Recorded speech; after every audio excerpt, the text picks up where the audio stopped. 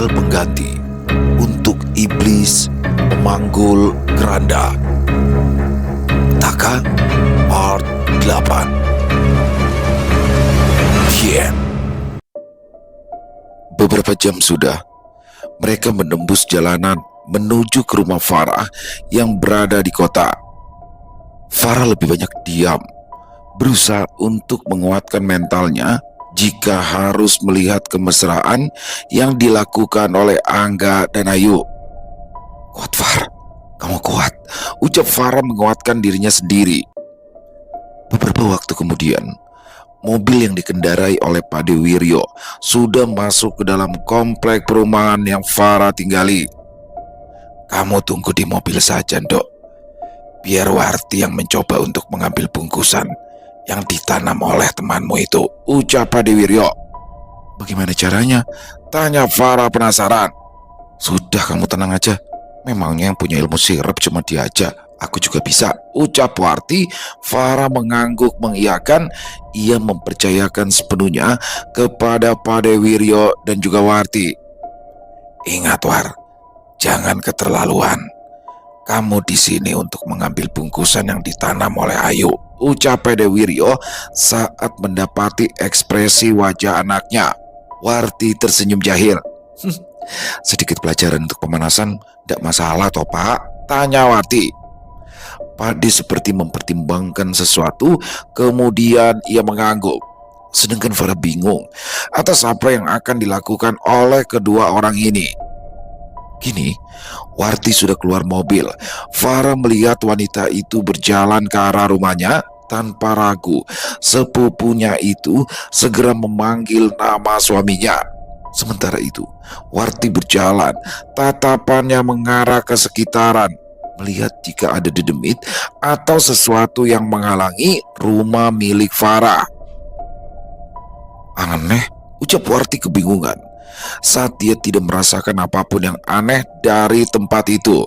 Seharusnya bungkusan yang diceritakan oleh Farah dan bapaknya memiliki energi negatif yang bisa ia rasakan.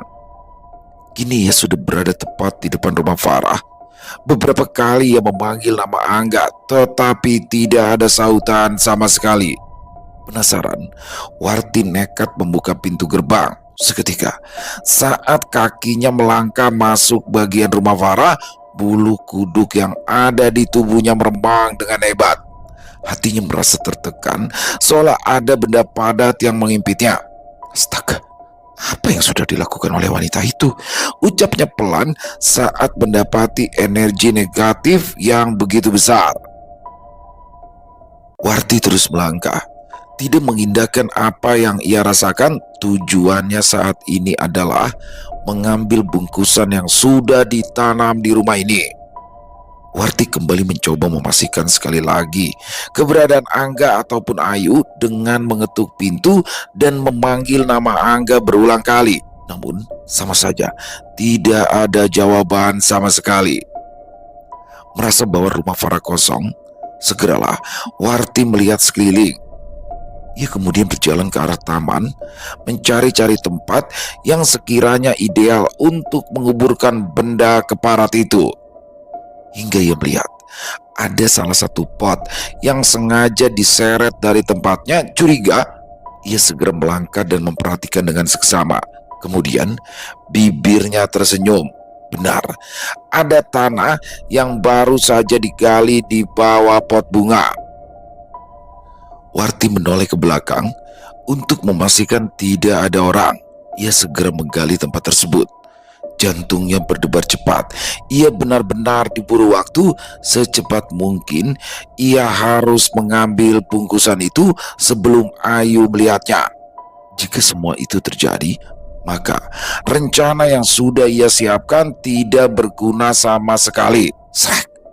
Terdengar suara langkah kaki dari dalam rumah. Seketika Warti terdiam, kepalanya menoleh mendengarkan dengan seksama, tetapi suara itu tak kunjung muncul lagi. Benar dugaannya, pasti ada yang tidak beres.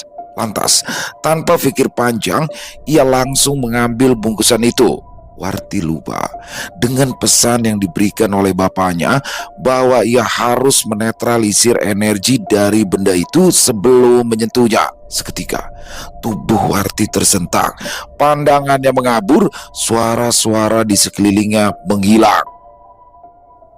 Kesunyian menusuk indera pendengarannya. Kaget, Warti langsung berdiri, tangannya masih memegangi bungkusan kumal itu. Namun, tubuhnya terpaku saat mendengar segerombolan orang tengah mendekat. Warti memundurkan tubuhnya, dadanya naik turun, takut jika mereka adalah warga dan mengira dirinya adalah maling. Namun, saat suara itu semakin mendekat, betapa terkejutnya Warti. Kini, dia melihat 6 orang tengah berjalan di depan rumah Farah. 4 orang memanggul keranda, 1 orang membawa kendil, sedang yang satunya lagi menenteng golok. Tubuh mereka kurus, hanya berbalut kulit, rongga mata kosong, serta mulut yang sobek hingga ke telinga.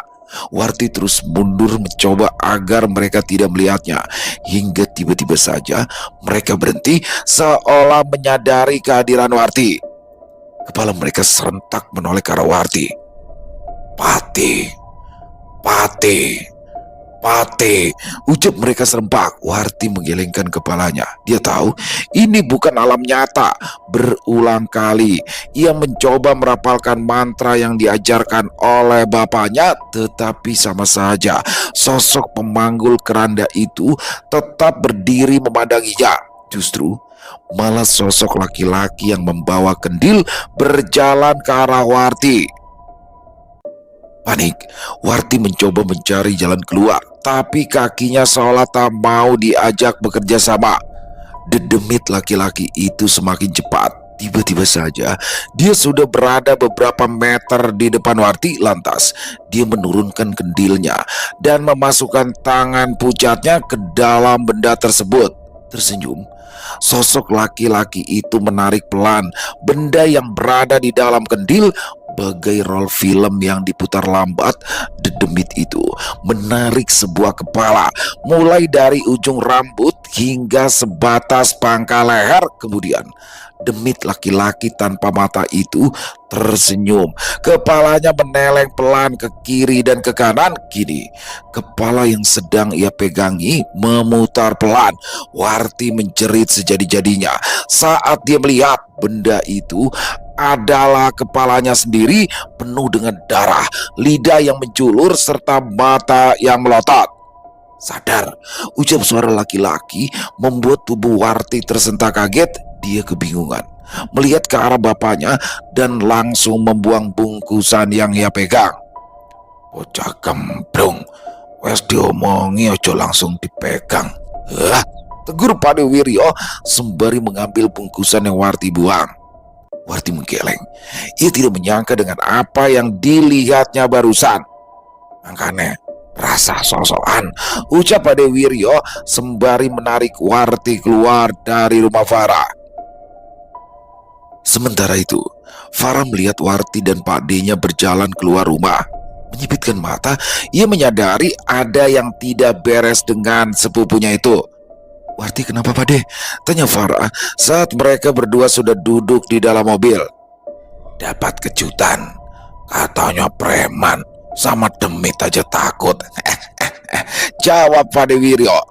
"Minum dulu War," kata Farah sambil menyerahkan sebotol air mineral.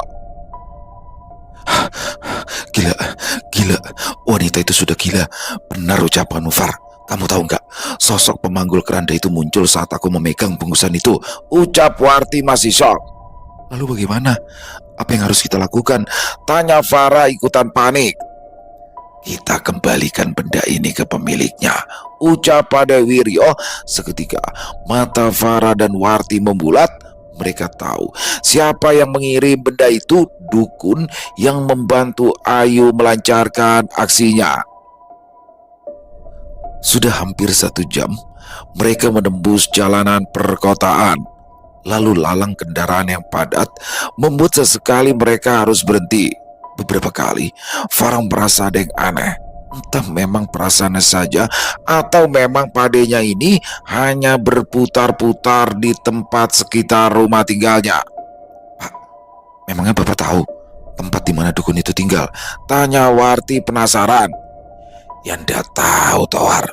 Lawang Bapak juga ndak kenal sama orang itu, ucap Pade Wiryo tanpa berdosa. Farah yang mendengar itu mengembuskan nafas panjang, sedangkan Warti matanya sudah melotot.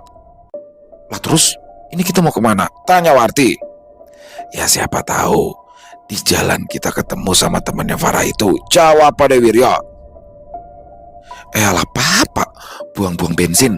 Bapak itu cuma pengen lihat wanita-wanita kota kan? Tanya Warti. Kalau ngomong kok ada benernya kamu War. Kata Pade Wiryo sambil terkekeh. Kepala Farah semakin pusing dengan adu debat kedua orang itu. Jadi kita sekarang mau kemana Pade? Kalau kita nggak tahu tempat tinggal dukun itu, lebih baik kita pulang dulu aja sambil memikirkan langkah selanjutnya. Tanya Farah. Pade memang tidak tahu, tapi kan kamu sudah pernah ke sana toh Farah, ujar Pade Wiryo. Dek, jantung Farah seolah berhenti berdetak saat mendengar kalimat Padenya. Maksud Pade? Tanya Farah. Ya kamu kan pernah ke tempat itu toh saat mengikuti temanmu itu, ucap Pade. Tapi bukannya itu tidak pernah terjadi Pade? Bukankah itu hanya sekedar mimpi? Tanya Farah yang nafasnya mulai memburuk. Beruntungnya kejadian itu memang tidak pernah terjadi, Dok. Tapi Pade yakin kalau Sukmamu pernah pergi ke tempat di mana dukun itu berada. Dan sekarang ayo tunjukkan kemana kita harus pergi, jawab Pade sambil mengangguk-anggukan kepalanya. Farah memejamkan matanya, mencoba untuk mengingat semua kejadian yang ia lalui semalam.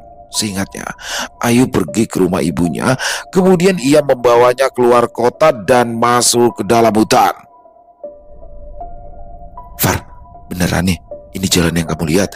Tanya Warti saat mobil mereka sudah masuk ke dalam jalanan yang sepi dan diapit oleh rimbunan pepohonan. Seharusnya tidak jauh dari tempat ini ada persimpangan, jawab Farah sambil memperhatikan sekitaran. Farah terus melajukan mobilnya dengan pelan sambil mencoba mengingat semuanya. Kemudian matanya menyipit, bibirnya tersenyum. Dia benar-benar tidak menyangka kalau apa yang ia lalui semalam bukan hanya mimpi belaka. Tepat di depannya, dia mengenali percabangan yang menuntunnya ke arah gubuk misterius itu. Itu Pade, persimpangannya, ucap Farah gembira. Ia sontak langsung turun dari mobil, diikuti oleh Warti dan juga Pade Wiryo. Benar, ini persimpangannya, dan di tempat ini Farah bertemu dengan, ucap Farah yang langsung dipotong oleh Pade Wiryo. Dengan sosok perempuan tua bongkok, tanya Pade Wiryo. Farah mengangguk, sedangkan Pade Wiryo tersenyum. Perempuan tua itu sekarang sedang ada di sebelahmu, Dok, ucapnya. Farah menoleh cepat dan langsung berlari ke arah Warti. Melihat tingkah Farah, Pade dan sepupunya itu hanya tertawa. Di mana keberanianmu semalam itu, Dok? Keke Pade Wiryo, sedangkan Warti yang masih tertawa hanya bisa memegangi perutnya, teringat ekspresi Farah yang begitu lucu. Ya sudah, mau hujan ini, ucap Farah kesal. Masih terkekeh, Pade dan Warti segera mengekor di belakang Farah. Sepanjang perjalanan, mereka bertiga tidak banyak berbicara. Sesekali hanya menanyakan kondisi masing-masing. Hingga Farah tiba-tiba saja berhenti, tubuhnya mematung, melihat ke arah tanah terbuka di depannya. Tempatnya ini, Far? Tanya Warti memandang ke arah Farah dan bapaknya. Farah mengangguk, sedangkan Pade Wiryo menggumamkan kata-kata yang tak bisa ditangkap oleh telinga. Sudah, ayo, kuatkan dirimu, Dok, ucap Pade Wiryo. Jantung Farah berdetak keras. Setiap langkah yang dia ambil rasanya begitu berat. Dia sama sekali tidak bisa membayangkan apa yang akan terjadi setelah ini. Saat mereka sudah hampir mencapai gubuk, Padewiryo menaruh tangan di bibirnya dan menyuruh anak dan keponakannya untuk bersembunyi di balik semak-semak. Pada awalnya, Farah menolak. Tetapi dengan tatapan gahar yang diberikan oleh Warti, mau tak mau, ia menuruti ucapan dari padenya. "Apa yang akan dilakukan Pade, War?" tanya Farah lirih. "Sudah diam, lihat saja. Kalau aku minta kamu untuk pergi, jangan bantah. Tempat ini penuh dengan ilmu hitam. Aku nggak nyangka. Dari mana temanmu itu bisa sampai ke tempat ini?" jawab Warti. Farah tidak menjawab. Ia kembali memalingkan wajahnya ke arah gubuk. Tampak saat ini Pak D-nya tengah duduk bersila. Angin mulai berembus kencang. Farah sedikit tersentak. Dia mengenali suara ini. Segera ia menolehkan kepalanya ke seluruh area tersebut. Sedangkan Warti terlihat bernafas berat, tetapi pandangannya tidak pernah lepas dari bapaknya. "Sopo kowe? Apa perlumu?" terdengar suara perempuan tua dari arah gubuk. Farah memperhatikan sosok perempuan tua yang baru saja keluar dari gubuk. Dia pernah melihat wanita itu. Ya, itu adalah dukun yang dibunuh oleh Nyisari dan orang tua yang ia temui saat dia tebus. Sementara itu, mendengar suara tepat di depannya, Pak Dewiryo membuka matanya dan segera berdiri. "Lepaskan laki-laki itu," ucap Pade Wiryo lugas. Mbah Wongso terlihat diam memperhatikan. Dia tahu laki-laki di depannya bukanlah orang sembarangan. Sekali saja salah langkah, maka nyawanya bisa melayang. "Laki-laki? Siapa maksudmu?" Kila Mbah Wongso berpura-pura tidak tahu maksud perkataan Pade Wiryo. Pade Wiryo tersenyum. Segera ia merogoh sesuatu dari dalam tasnya dan segera mengangkat bungkusan kumal yang diambil oleh Warti setinggi dada. "Harus dengan cara kasar sepertinya," ucap Pade Wiryo menaruh korek api tepat di bawah bungkusan itu. Mbah Wongso terkesiap. Mimik wajahnya berubah, matanya tak lepas dari benda yang dipegang oleh laki-laki yang ada di depannya. "Sekali lagi, lepaskan laki-laki itu dan angkat semua ilmu hitam yang kau pakai, atau dedemit itu akan mengambil jiwamu," ucap Pade Wiryo. Entah dari kapan mereka datang, tidak ada yang memperhatikan kecuali Pade Wiryo. Para pemanggul keranda berjalan tanpa suara dan sudah berdiri tak jauh dari tempat Mbah Wongso dan Pade Wiryo. "Ambil orang-orang itu dan segera pergi dari tempat ini," ucap Mbah Wongso. Sesaat dia melirik ke arah para pemanggul keranda dan segera berjalan masuk ke arah gubuk. Melihat itu, Pade Wiryo mengerutkan dahi. Ada sesuatu yang tidak beres dengan semua kemudahan ini. Apa yang sedang direncanakan oleh perempuan tua itu? Saat Mbah Wongso sudah masuk ke dalam gubuk, Pade langsung menoleh ke arah Warti dan Farah yang bersembunyi.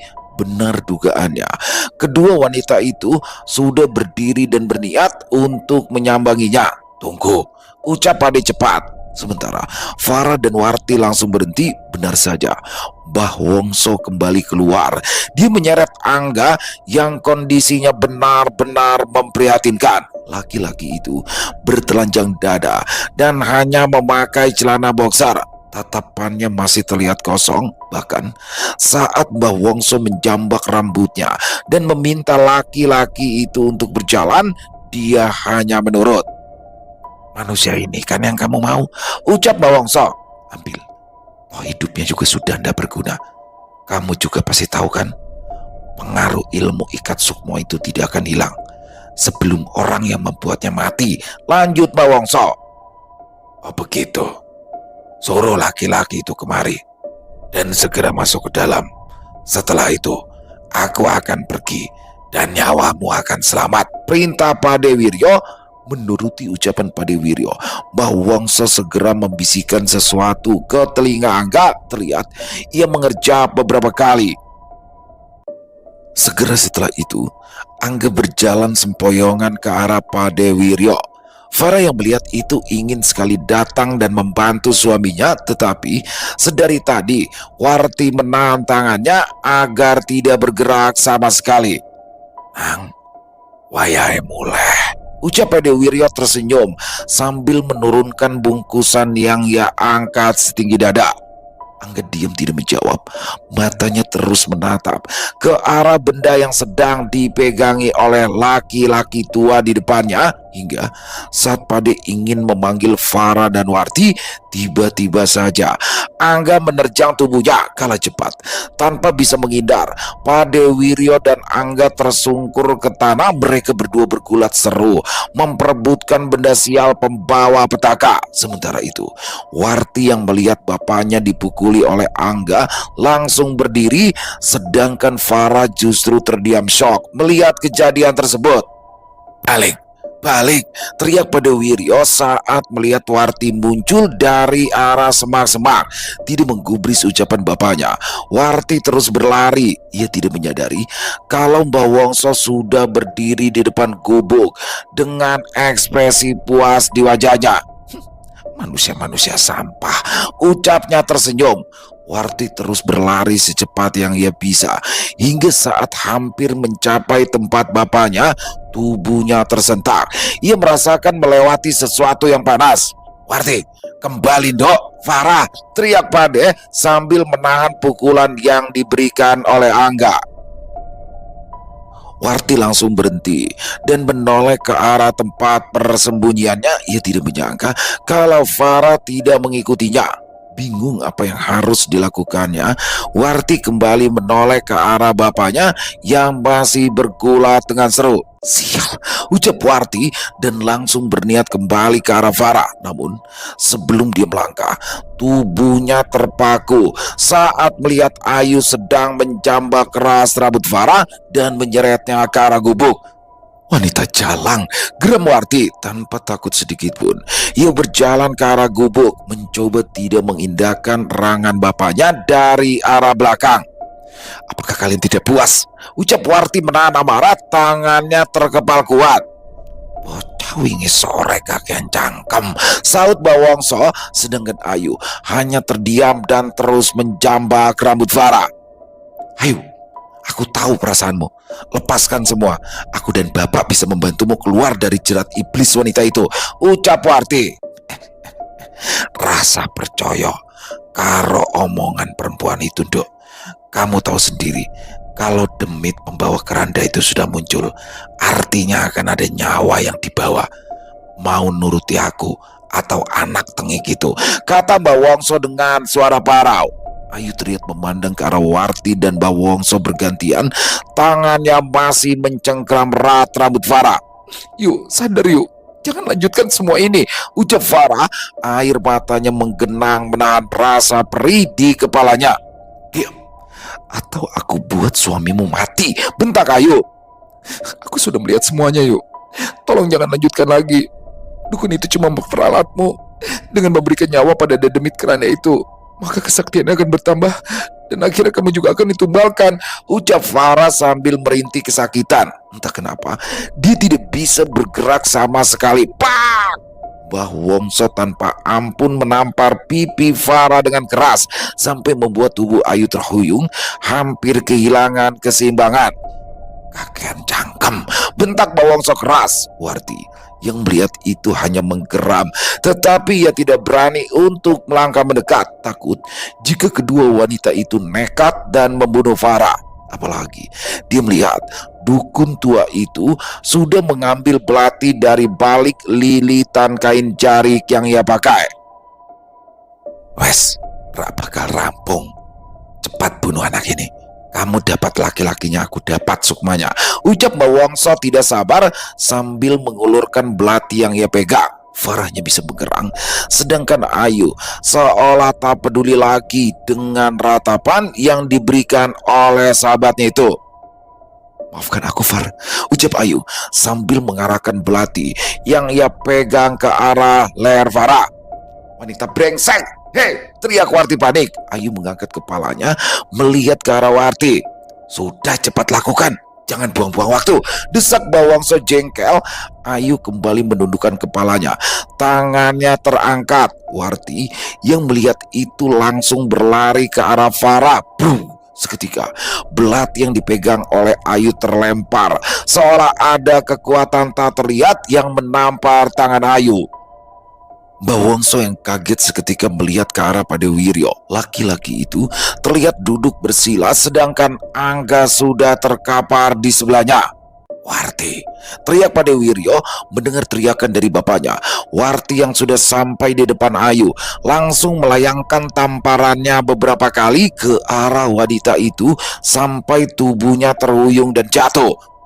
Wanita brengsek gak tahu diri, umpat Warti sambil mencoba menarik Farah berdiri, sedangkan Bawangso berusaha untuk mencegah Warti langsung terdorong dengan mudah. Tubuh tuanya tidak sebanding dengan tenaga Warti. Ayo, desak Warti mencoba menarik Farah. Kakiku tidak bisa digerakkan, rengek Farah. Desa Warti. Dia langsung berjongkok di sebelah Farah. Namun belum sempat ia merapalkan penangkal untuk menghilangkan pengaruh ilmu hitam yang diberikan oleh Ayu, ada tangan yang menjambak rambutnya dan menariknya dengan kuat. Warti kesakitan. Kini Ayu dibantu Bawangso mencoba menjauhkan Farah dari Warti. Mbak, lakukan ritual ya, ucap Ayu terengah. Bawangso mengangguk. Ia langsung merapalkan mantra dan memandang ke arah para pemanggul keranda. Sontak suasana di tempat itu berubah drastis. Angin berhembus dengan kencang. Udara di sekitar mereka menjadi dingin. Belum lagi suara lolongan memekakan telinga yang tiba-tiba saja hadir. Warti dan Farah sontak melihat ke arah pemanggul keranda yang tengah berdiri tak jauh dari tempat mereka. Keduanya tersentak kaget, takut akan kehadiran sosok dedemit itu. Gila kalian, jerit Warti mencoba melepaskan diri dari cengkeraman Ayu, sedangkan Farah hanya bisa menggelengkan kepala panik. Sekuat tenaga, ia mencoba untuk menggerakkan badannya, tetapi percuma saja. Entah apa yang sudah Ayu lakukan kepadanya. Area bawah badannya terasa begitu lemas. Dia hanya bisa menggerakkan tangan dan kepalanya saja. Kini, para pemanggul keranda itu mulai berjalan bergerak ke arah gubuk. Bawangso terus saja merapalkan mantra yang tak bisa didengar oleh mereka.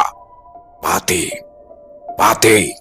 Pate. Suara sekumpulan laki-laki memenuhi gendang telinga Farah, membuatnya bergidik ngeri.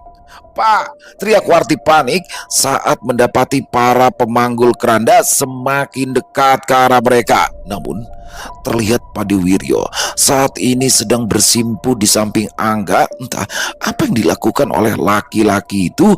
Ia hanya duduk bersila tanpa melakukan apapun. Kubunuh kalian, brengsek. Farah, pergi. Kembali, Warti berteriak histeris sambil masih mencoba melepaskan tubuhnya dari cengkraman Ayu. Aku tidak tahu kamu siapa. Tetap diam atau belati ini yang membawamu ke neraka, kata Ayu sambil mengarahkan belati yang ia pegang tepat ke arah leher Warti. Seketika Warti berhenti meronta. Ia merasakan mata pisau belati yang Ayu pegang sudah sedikit mengiris kulit lehernya. Nah, bagus. Sekarang kita lihat dedemit keranda itu mengambil jiwa Farah. Setelah itu baru kita pikirkan bagaimana dengan nasib kalian. Lanjut Ayu tersenyum menatap Farah yang berusaha sekuat tenaga untuk pergi. Terlihat Farah mulai menitikkan air matanya. Pandangannya terus tertuju ke arah 6 orang yang sedang melangkah pelan sambil menyuarakan suara kematian. Ya Tuhan, apa yang harus aku lakukan? Tolong, ucap Farah lemas. Kini para pemanggul keranda itu sudah berada tepat di depan gubuk. Raut wajah mereka tidak menampilkan ekspresi apapun. Namun aura kematian yang terpancar membuat siapa saja merasa enggan untuk menatap mereka. Dedemit laki-laki yang membawa golok berjalan mendekat tanpa suara. Tiap langkahnya seolah menjadi hitungan kematian bagi Farah. Pade, tolong Pade, ucap Farah semakin panik tatkala si pria sudah hampir mencapai tempatnya.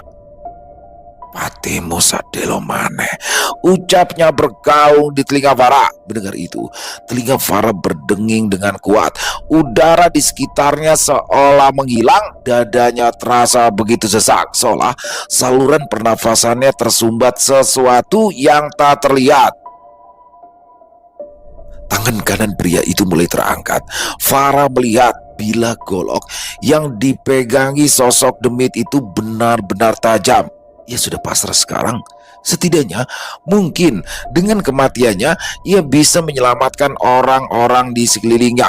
Mata Farah terpejam menunggu datangnya kematian, tetapi waktu berlalu begitu lama.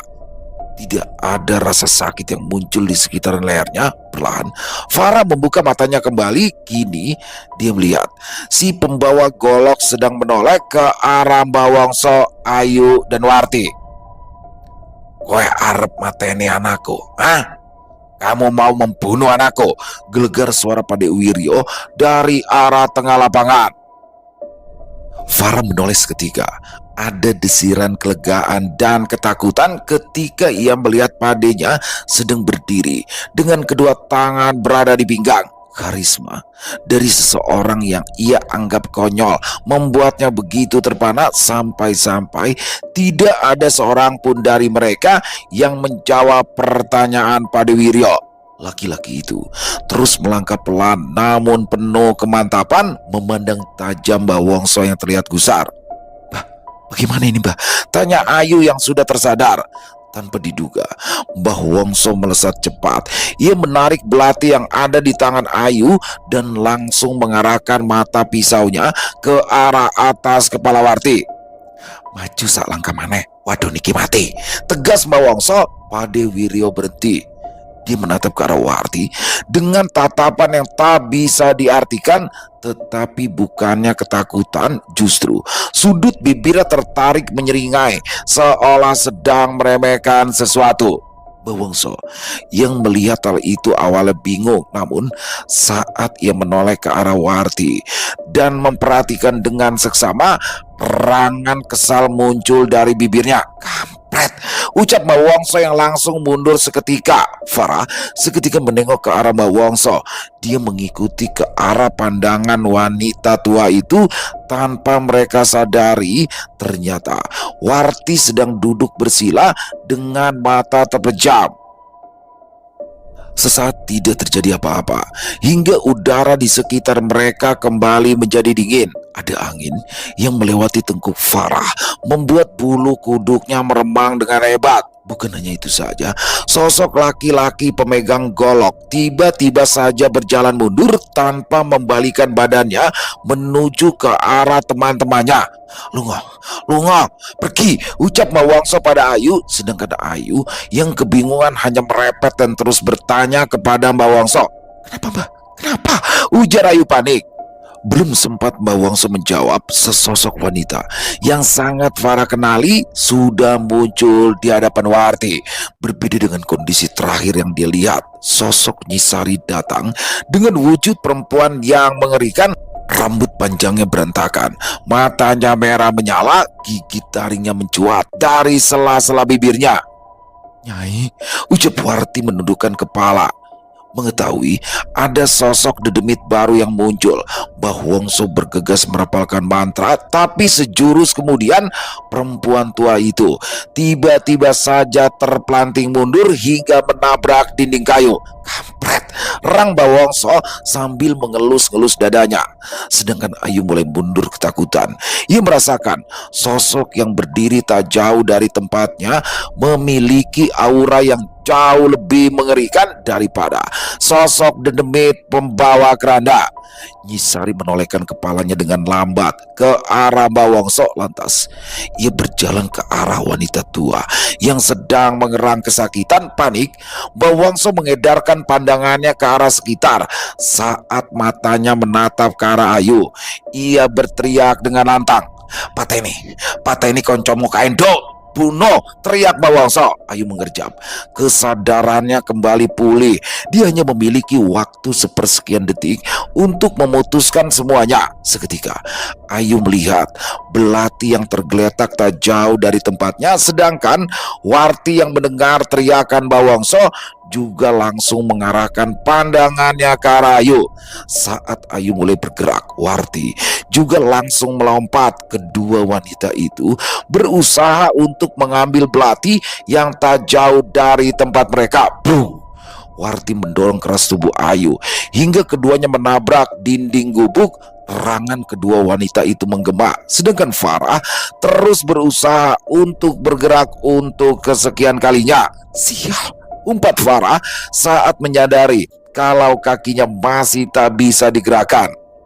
Andai ia bisa berdiri, ingin sekali ia membantu Warti. Sementara itu, Padewiryo kembali duduk bersila. Meskipun kedatangan sosok Nyisari yang sudah membuat perjanjian dengan Warti sedikit membantu, tetapi dia harus menyingkirkan para pemanggul keranda itu supaya ritual yang sudah dilakukan oleh Bawangso pada Farah dan Angga bisa hilang sepenuhnya. Kematian perempuan itu sudah ditulis dengan darah di keranda ini. Cari gantinya dan kami akan pergi, ucap suara tepat di telinga Pade. Terdengar suara jeritan wanita keras. Padewiryo segera membuka matanya. Kini dia melihat sosok Nyisari berdiri tak jauh dari tempat Bawangso berada. "Setan asu, demi tancing!" bentak Bawangso mengumpat. Seketika ia terbatuk dan mengeluarkan darah dari mulutnya. Nyisari tidak merespon ucapan perempuan tua itu. Tatapannya begitu datar, seolah tidak memiliki emosi meski mendengar dirinya dicaci. "Ojo kiro, aku raiso ngadepi kowe," ujar Bawangso yang langsung merapalkan mantra. Tapi belum sempat ia selesai dengan mantra miliknya, kembali Nyisari mengangkat tangan kanannya menunjuk tepat ke arah Bawangso. Seketika tubuh Bawangso menegang. Spontan ia langsung mengarahkan kedua tangannya ke arah leher. Perempuan tua itu meronta, seolah ada sesuatu yang tak terlihat sedang mencekik lehernya. Perlahan kepala Nyisari meneleng ke kanan dan ke kiri, sedangkan tubuh Bawangso seperti bergerak sendiri sangat pelan. Ia dipaksa untuk berdiri. "Dok, tolong dok, tolong!" ucapnya sambil melirik ke arah Ayu yang masih saling menjambak dan memukul. Bawangso terus berusaha untuk melawan. Ia kembali memejamkan matanya dan mencoba untuk merapalkan mantra demi menghalau dedemit yang sedang menguasai tubuhnya. Namun anehnya, justru kini mulut Bawangso dipaksa untuk terbuka, seperti ada tangan tak terlihat sedang menarik paksa lidahnya untuk keluar. Farah yang melihat itu hanya diam terpesona. Ia tidak menyangka jika Nyisari bisa sedemikian kuat. Siapa sebenarnya sosok dedemit itu? Tras! Farah menjerit keras saat ia melihat Bawangso dengan keras menggigit lidahnya sendiri hingga daging merah muda itu putus dan jatuh ke tanah. Mendengar jeritan Farah, Ayu dan Warti sejenak berhenti. Seketika mereka menengok ke arah Farah lalu mengikuti arah pandang wanita itu. Benar saja, mereka tidak menyadari jika Bawangso sudah dalam posisi berdiri yang aneh. Mulutnya penuh darah, kepalanya mengeleng ke kanan dan ke kiri dengan kuat. Ucap Bawangso tak jelas. Tangannya kembali bergerak pelan mengarah ke kepalanya. Farah dan yang lainnya seperti sudah menyadari apa yang akan terjadi. Tangan Bawangso sudah berada di atas dan di bawah kepalanya. Kepala wanita tua itu terus bergerak ke kanan dan ke kiri seolah ingin menghindar dari tangannya sendiri, hingga terdengar suara tertawa perempuan yang membuat bulu kuduk mereka semua berdiri. Sosok Nyisari yang sedari tadi diam kini tersenyum dan tertawa lirik. Belum sempat Warti meminta dedemit wanita itu untuk berhenti, sosok Nyisari dengan kekuatan gaibnya membuat tangan Mbah Wongso bergerak dengan cepat memutar kepalanya sendiri. Krak! Terdengar suara tulang yang diputar sangat keras. Tubuh Mbah Wongso mengejang sesaat, kemudian ambruk dengan posisi tengkurap dengan kepala menghadap ke atas. Astagfirullah, teriak Farah histeris. Tubuh Ayu bergetar hebat. Dia tidak menyangka dukun yang ia anggap sakti dengan mudahnya dibunuh oleh demit perempuan itu. Ayu berteriak saat Warti menjambak keras rambutnya. Ah! Hilangkan, cepat hilangkan pengaruh ilmu hitam yang kamu gunakan pada Farah, ucap Warti sambil menyeret tubuh Ayu ke arah Farah tanpa ampun. Far, tolong Far, tolong, rengek Ayu. Diam, wanita brengsek, udah tahu malu, bentak Warti yang terus menyeret Ayu. Far, tolong Far, biarkan aku hidup. Akan aku kembalikan Angga padamu, Far, kata Ayu. Tangis wanita itu pecah. Ketakutan di dalam batinnya bercampur dengan rasa sakit yang timbul di tubuhnya. Udah, cepat hilangkan pengaruh ilmu hitam dukun itu, ucap Warti. Tidak semudah itu, Ndok, ucap Pade Wiryo. Bapak, kata Warti saat mendapati bapaknya berjalan ke arah mereka. Ilmu hitam yang digunakan dukun itu hanya bisa dipunahkan oleh orang yang membuatnya. Tetapi sekarang wanita itu sudah mati. Kenapa kamu membunuhnya, Ndok? Kata Pade Wiryo keras di kalimat terakhir yang ia ucapkan. Tapi Pak, kata Warti kebingungan. Pade, terus ini bagaimana? Tanya Farah lemas, mengira bahwa dirinya akan lumpuh untuk selamanya. Serak! Sontak, semua orang yang ada di sana menoleh ke arah belakang.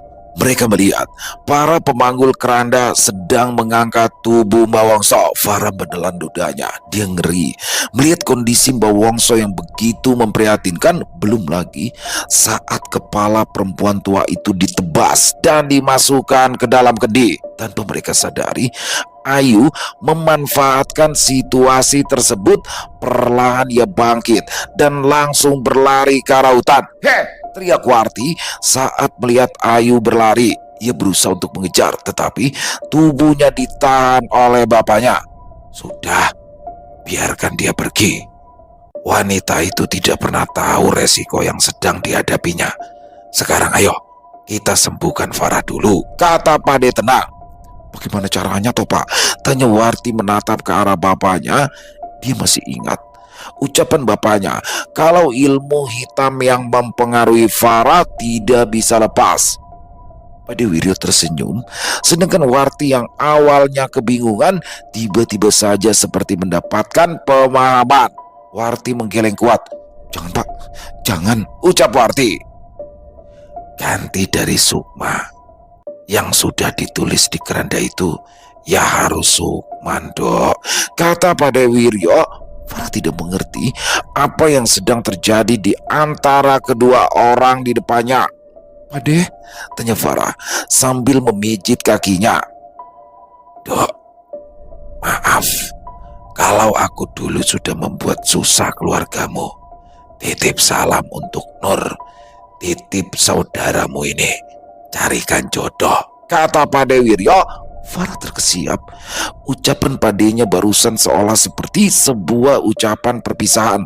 Warti, ucap Farah mencoba mencari jawaban, tetapi perempuan itu hanya menangis dan langsung memeluk erat tubuh bapaknya. Sudah, Dok, bapak wis tuwek. Kalau dibandingkan, masa depan kalian itu masih panjang. Pesan bapak, jangan sampai kejadian seperti ini terulang kembali, kata Pade Wiryo mencoba menenangkan Warti. Kalian kenapa? Teriak Farah kencang. Far, ilmu hitam yang mereka gunakan sudah mengikat Sukmamu. Sampai kapanpun demit keranda itu akan terus mengantuimu. Dan hanya ada satu cara untuk melepaskan itu semua, kata Warti. Maksudnya apa? Tolong bicara lebih jelas, desak Farah yang masih tidak mengerti ucapan Warti. Jika kamu ingin lepas dari semua ini, Nyawamu harus ditukar dengan nyawa orang lain, ucap Warti sambil menghapus air matanya. Ya, seketika Farah paham. Semua terasa sunyi, seperti kenyataan sedang menjauh darinya. Farah menggelengkan kepalanya dengan kuat. Tidak, biar Farah, ucap Farah parau. Air matanya mulai keluar, tenggorokannya terasa sakit. Dok, semua sudah digariskan. Aku sudah hidup cukup lama dan pernah juga berbuat seperti yang dilakukan dukun itu. Mungkin ini adalah jalan yang harus Pade tempuh untuk menebus semua dosa yang sudah kulakukan, ucap Pade Wiryo. Tanpa menunggu jawaban dari Farah, laki-laki itu langsung duduk bersila menghadap ke arah pemanggul keranda yang ternyata sedari tadi berdiri memperhatikan mereka. Kembali udara menjadi dingin. Sosok Nyisari yang berdiri tak jauh dari mereka langsung menghilang dari pandangan. Pade, Warti, tolong, jangan Warti. Warti lakukan sesuatu, teriak Farah, tetapi Warti hanya menggeleng dan memalingkan kepalanya. Pade, tolong Pade, ucap Farah saat dia melihat para pemanggul keranda mulai berjalan ke arah Pade Wiryo. Berbeda dengan adegan yang pernah Farah lihat, para pemanggul keranda itu tidak sampai menebas kepala Pade Wiryo. Keempat pria yang memanggul keranda segera menurunkan benda yang mereka pikul. Kemudian salah satu dari mereka membuka kain hijau. Tidak menggubris serangan dan teriakan Farah, Pade Wiryo berdiri dan melangkah pelan. Bibirnya tersungging, senyumnya penuh keikhlasan. Hingga saat mencapai sisi keranda, Pade Wiryo tidak mendapati tubuh Mbak Wongso di sana. Menoleh sesaat ke arah kedua perempuan itu, Pade Wiryo kembali tersenyum dan langsung masuk, kemudian merebahkan tubuhnya ke dalam keranda. Kemudian, salah satu sosok di demit keranda menutup kembali keranda tersebut. Lantas mereka pergi dengan gaung suara kematian. Pati, Pati, Pati. Jadi, Pade Wiryo setelah itu tidak pernah terlihat lagi, Bu, tanya seorang laki-laki. Wanita yang dipanggil ibu itu hanya menggeleng. Ia tersenyum kecut, mengingat kepingan kejadian puluhan tahun silam. Sesaat ketika Pade Wiryo menghilang bersama dengan pemanggul keranda, kakinya secara ajaib bisa bergerak. Lantas, akhirnya Farah dan Warti segera menolong Angga. Lalu, bagaimana dengan si Ayu itu? Tanya Arkan penasaran, mendesak ibunya untuk kembali bercerita. Beberapa tahun berlalu, ibu tidak pernah mendengar kabarnya. Hingga suatu hari, saat ibu dan bapak pergi ke kota seberang, kami kembali bertemu dengan Ayu. Dengan kondisi yang sangat memprihatinkan, dia kehilangan kewarasannya, ucap Farah. Beberapa tahun berlalu, semenjak kejadian itu, Farah kembali menjalani hidup bersama Angga. Sedangkan Warti, dia pulang ke rumahnya dan beberapa bulan kemudian ada seorang laki-laki yang melamarnya. Syukurin, wanita jahat kayak gitu ya seharusnya memang dapat ganjaran setimpal, kata Arkan menggebu-gebu membuyarkan lamunan Farah. Apa memang harus, nak? Ucap Farah tersenyum sambil membelai lembut kepala anaknya yang sudah mulai tumbuh dewasa. Mendengar pertanyaan ibunya, Arkan mengerutkan dahinya kebingungan. Tidak ada manusia yang layak mendapatkan kesengsaraan di hidupnya. Sejatinya, kita hanya sedang memainkan peran yang diberikan oleh Tuhan. Mereka yang terluka biasanya kerap melukai. Lanjut Farah tersenyum mengabaikan kebingungan Arkan. Lantas ia beranjak menuju ke arah taman belakang, menyambangi Angga yang tengah bermain dengan anak perempuannya. Selesai. Wow, luar biasa kisah petaka dari Netrakala. Akhirnya ending juga, selesai juga, dan luar biasa pengorbanannya Pade Wiryo. Dan di sini bagaimana akhirnya Farah, Pade Wiryo dan juga Warti mendatangi tempat yang di episode kemarin itu dilihat dari bayangannya si Farah ya. Ternyata tuh bener semua tuh.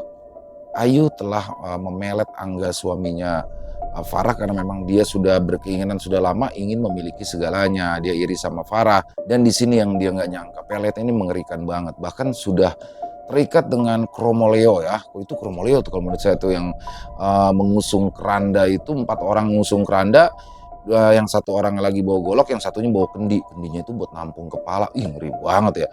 Dan di sini akhirnya harus ada 2 ya sukma yang diambil. Menurut perjanjian itu akhirnya yang satu sukmanya Mbah Wongso, dukun dari si Ayu, dan yang satunya lagi harusnya kan ini sukmanya Farah ya, tapi ditukar di sini sama Padewiryo. Waduh, pengorbanan Padewiryo luar biasa. Karena di sini Padewiryo bilang dia dulu juga sering melakukan seperti hal yang dilakukan sama Mbah Wongso. Jadi dulunya memang Padewiryo ini adalah seorang dukun tapi akhirnya bertobat. Nah di sini seperti ingin bayar kesalahannya dan juga ingin menolong keponakannya. Luar biasa sekali pengorbanannya. Dan Warti, wah di situ langsung ya mau nggak mau dia udah bapaknya minta, tapi kalau saya pribadi nggak saya larang pasti itu, jangan sampai masa bapak kita berkorban. Tapi itulah, dan endingnya sangat mengharukan. Ayu juga sudah mendapat ganjaran dan juga Mbak Wongsonya udah jelas sudah lewat ya, dan akhirnya Farah dan Angga melanjutkan pernikahan mereka sampai punya 2 anak. Dan Warti juga sudah kembali ke kampung halaman dan akhirnya Warti menikah juga, alhamdulillah. Terima kasih untuk Netra Kala. Kisahnya keren banget di sini, tegang semuanya dapat, luar biasa kisah petaka. Dan buat teman-teman yang suka baca bisa mengunjungi karya-karyanya Netra Kala, kisahnya keren-keren banget di sana. Buat yang punya komentar lain bisa menuliskan di dalam kolom komentar. Buat yang suka dengan videonya bisa diklik tombol like atau tombol jempolnya. Boleh juga dibantu di-share ya link videonya ke teman-teman yang lain agar juga ikut merasa terhibur. Dan buat teman-teman yang belum subscribe channel Lilo Entry bisa diklik dong tombol subscribe. Jangan lupa lonceng notifikasinya dinyalakan agar teman-teman selalu mendapatkan notifikasi dari konten-konten yang akan kami upload selanjutnya. Dan untuk channel Lilo Entry kami upload setiap hari teman-teman ya, setiap siang jam 12 siang waktu Indonesia bagian Barat. Di akhir kata saya Ilo mengucapkan permohonan maaf apabila mungkin dalam pembawaan kisahnya barusan ada kata-kata saya yang salah ataupun ada kata-kata saya mungkin yang kurang berkenan. Saya mohon dibukakan pintu maaf yang seluas-luasnya. Sampai berjumpa lagi di konten-konten kami selanjutnya. Masih bersama saya Ilo di channel Ilo Entry. Salam sehat sukses selalu untuk kita semua. Wassalamualaikum warahmatullahi wabarakatuh.